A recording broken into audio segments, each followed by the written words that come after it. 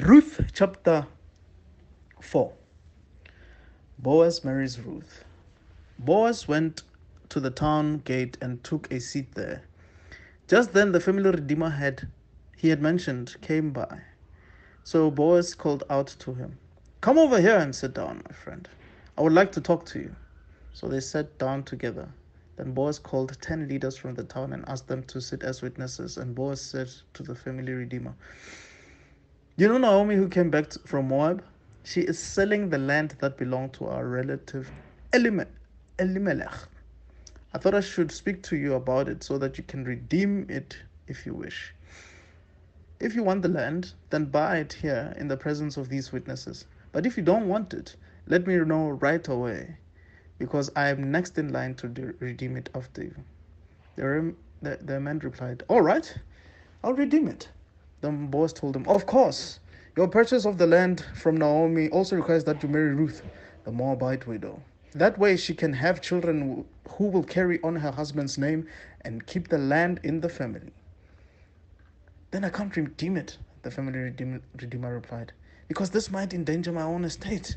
You redeem the land. I cannot do it."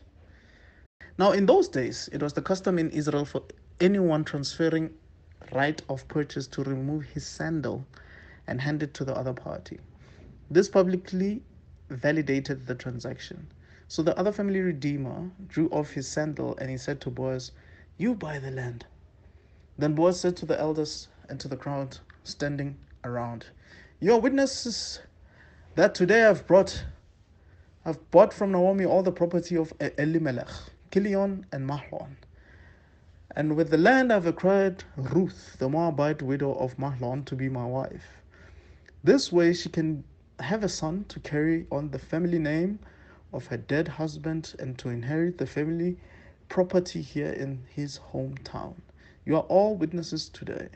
Then the elders and all the people standing in the gate replied, "We are witnesses. May the Lord make this woman who is coming into your home like Rachel and Leah, from whom all the nation of Israel descended.